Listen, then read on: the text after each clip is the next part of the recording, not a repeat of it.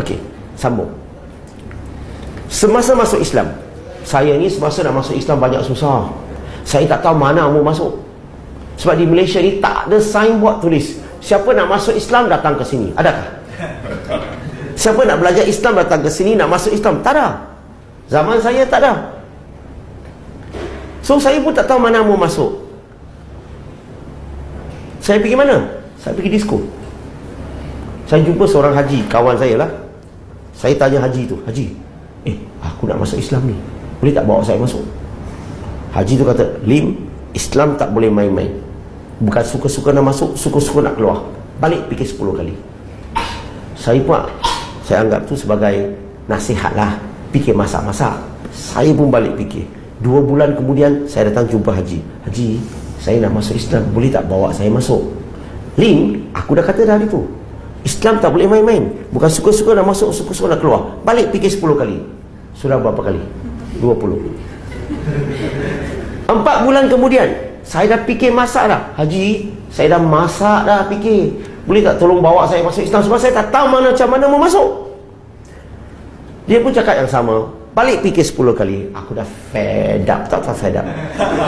Saya doa, ya Tuhan, kalau kamu ni nak bagi, kalau kamu benarkan saya masuk Islam, tunjukkanlah jalan. Kalau tak ada, saya balik tidur. Masa tu tak ada idea, balik tidur lah. Time nak tidur, Allah bagi ilham. Tak ilham tak? Ilham tu tekan 103. Apa tu? Operator lah. Ni semua ni tak pernah tekan 103. So saya pun telefon operator. Biasanya telefon operator, siapa yang bercakap dulu? Perempuan. Operator cakap dulu. Tak tahu apa nak cakap. Akhirnya saya ingat perkataan terakhir saya. Boleh saya bantu? Betul? Panjang cerita tu, aku malas nak dengar. Saya kata boleh. Saya nak tanya ni, saya nak masuk Islam di negeri ni. Negeri ni tempat mana untuk saya daftar masuk Islam? Itu perempuan pun jawab, minta maaf encik, saya ni Hindu. Alamak, ingat dapat ilham, dapat di Hindu pula nak tanya Islam.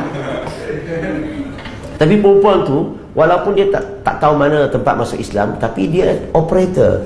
Dia boleh rujuk saya kepada Jabatan Agama. Dia bagi saya telefon nombor Jabatan Agama. Alhamdulillah, saya telefon, dia bagi telefon, saya telefon Jabatan Agama. Itu tepat tempat masuk Islam. Tepat tempat masuk Islam. So saya nak pergi masuk Islam pagi tu. You tahu tak berapa takut? So tak ada kawan nak ikut. Saya kena pergi seorang, Lone Ranger. Saya pun tak tahu apa jenis upacara yang akan mereka buat kan. Apa mau buat saya pun tak tahu. Saya pun pergi. Walaupun cuaca pagi tu sejuk, saya berpeluh. Biasa tak pengalaman begitu? So saya pun pergi. Sampai kat masjid tu, wah, daripada jauh ni saya nampak ustaz tu. Alhamdulillah, ustaz tu senyum. Itu bagus. Jangan nampak mu'alaf ni, jangan tunjuk muka teroris tau. Tunjuk muka senyum. Alhamdulillah, ustaz tu senyum, saya pun rasa lega. Alhamdulillah. So bila dah dekat kat ustaz tu hulurkan tangan. Dia kata, selamat datang. Saya kata, terima kasih. Tetapi berlaku sesuatu yang tidak diingini. Ustaz tu dah salam saya, tak cukup. Dia mau peluk saya.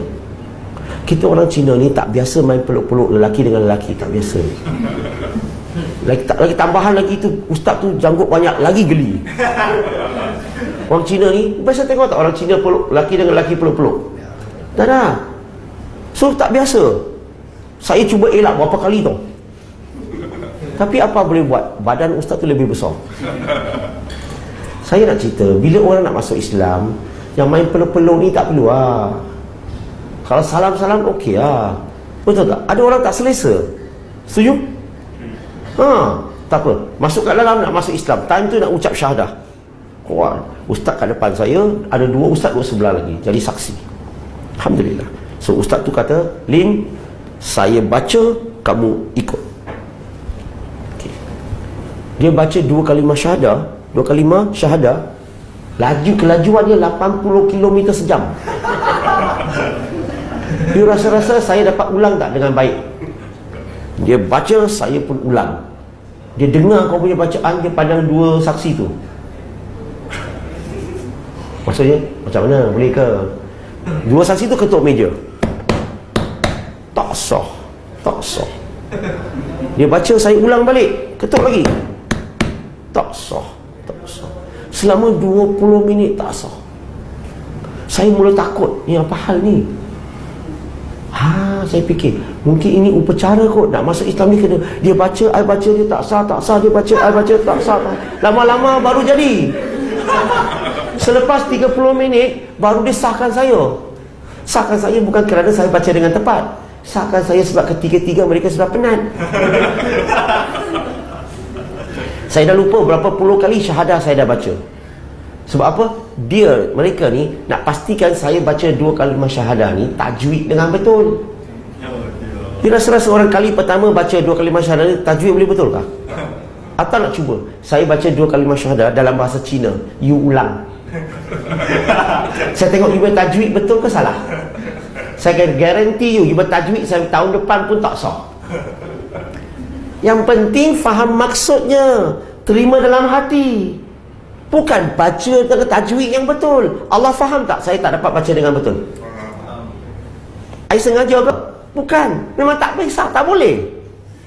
Kawan saya sampai hari ini, seorang kawan saya masuk Islam dah 30 tahun. Suruh cakap Allah tak boleh, Allah. Hari-hari Allah.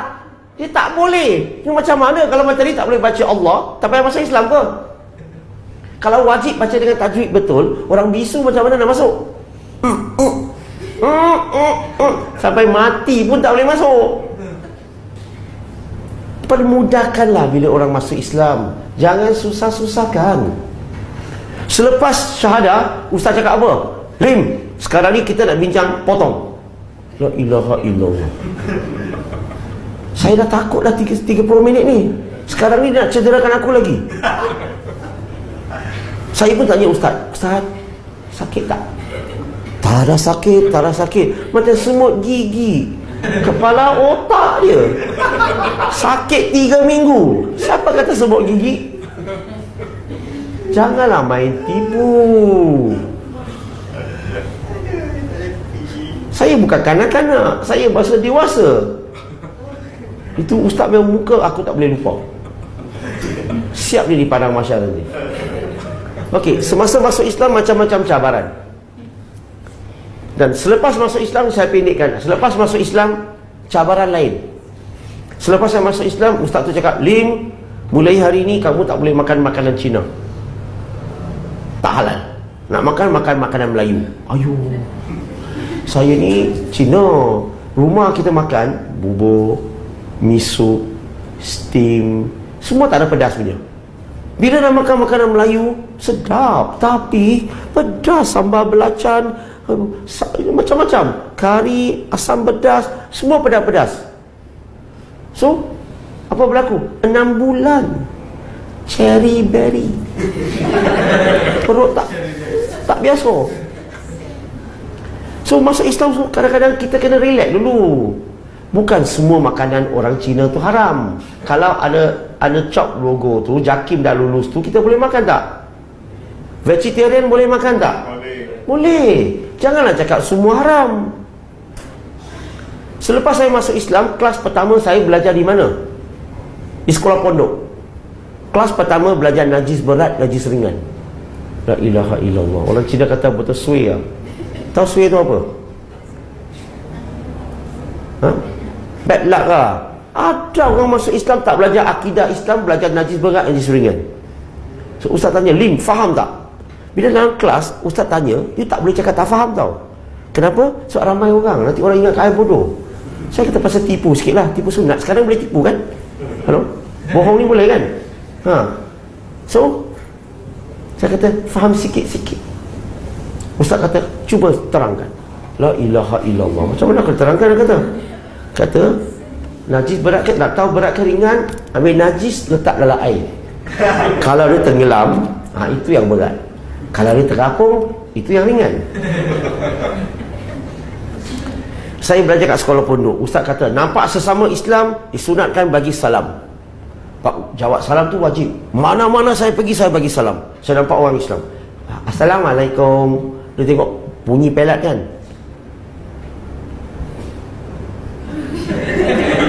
marah. Assalamualaikum. Hai, lu Cina kah? Saya Cina lah. Lu Cina, saya bagi salam. Assalamualaikum. Tolong sikit lah lu Cina. Ini agama orang Melayu, jangan main-main. Aku pecut lu muka. Saya pergi kat tabung haji dekat tabung haji kat Pulau Pinang, hotel.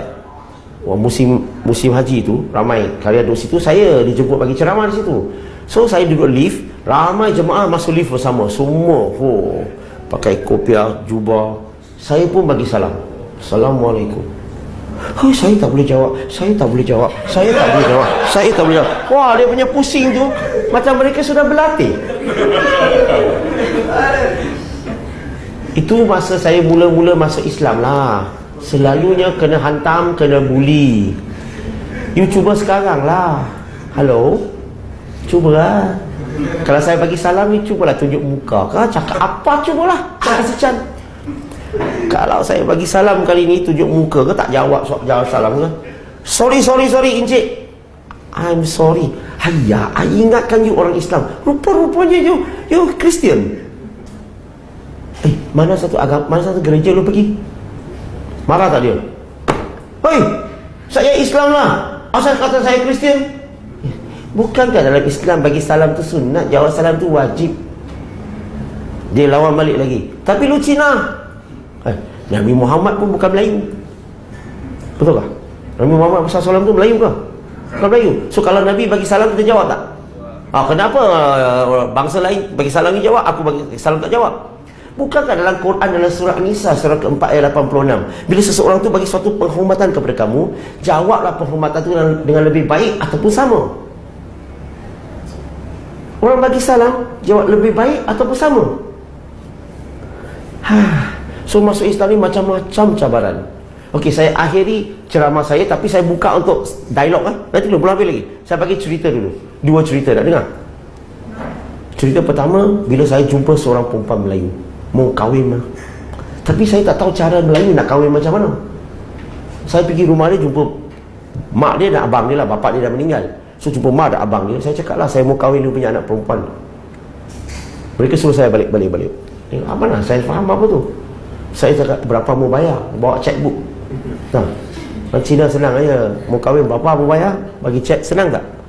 Orang Melayu bukan begitu. Saya tak tahu budaya Melayu macam mana, nak pergi bincang mah. Kemudian bila saya belajar, baru saya faham. Rupa-rupanya orang Melayu ni, kalau nak pergi meminang dan sebagainya, dia ada cara dia. Betul tak? Mula-mula bila masuk rumah, tak mau bincang kahwin dulu. Cakap burung tu dulu, bunga, musim berubah, semua tu tak? Time bincang bila nak balik. Dah tahu nak balik, sebenarnya hasrat kami datang, baru cakap. Rupanya begitu. Cina lain, Cina direct aja. So dia halau saya balik, saya pun terpaksa balik lah. Dia suruh saya kalau nak bincang, cari keluarga angkat. Saya terpaksa pendekkan cerita.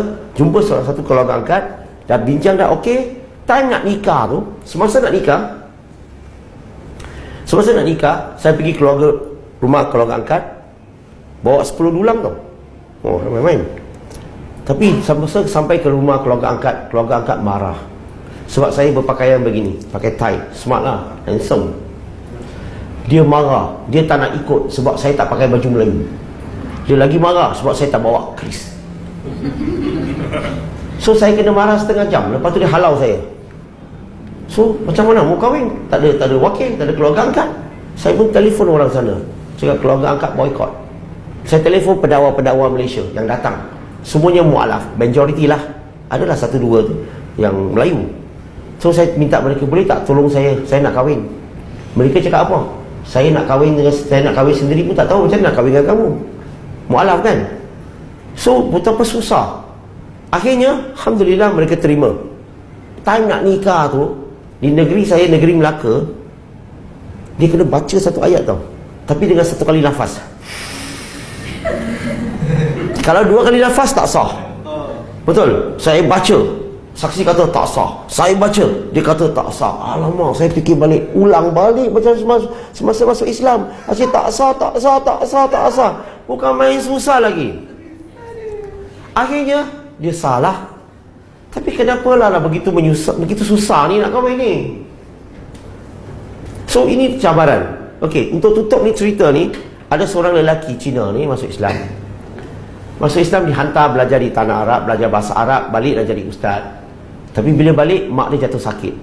Sakit bukan sakit biasa, sakit tunggu tinggal masa sebulan ni lah untuk hidup. So dia pergi hospital, pujuk mak dia masuk Islam. Mak masuk Islam masuk syurga, tak masuk Islam masuk neraka. Dia pergi pujuk, mak dia telinga sampai merah, tak tahan. So akhirnya mak dia kata, okey lah. Cina biasa okey lah kan. So dia kata okey lah. Saya boleh masuk tapi dengan satu syarat. Syarat apa mak? Kalau mati, tanam di kubur Cina. Tak boleh mak, kita mesti mau tanam di kubur Melayu. Kalau begitu tak jadi mau masuk Islam. Dan dia pergi jumpa ustaz dia. Ustaz dia kata, tak apa, biar saya pujuk mak you, saya terangkan. Tapi sebelum ustaz jumpa mak dia pun meninggal. Saya nak tanya, mana satu lebih penting? Masuk Islam dulu ke mana mau tanam? Masuk Islam. Dia dah mati, dia tahu tak you tanam kat mana? Tahu. Islam kan dia dulu, mana mau tanam bincang buat apa? Dia nak kubur Cina lah kita hantar. Kita kan ada kubur Cina orang Islam. Dia tak kata Islam tak Islam kan, dia nak janji kubur Cina kan. Kita ada Cina Islam. Nampak tak? Kadang-kadang kita tak mahir tentang fik keutamaan. Kita nak berdakwah, kita nak uruskan mualaf, tapi sentiasa kita menyusahkan. Kita buat mereka susah nak masuk Islam.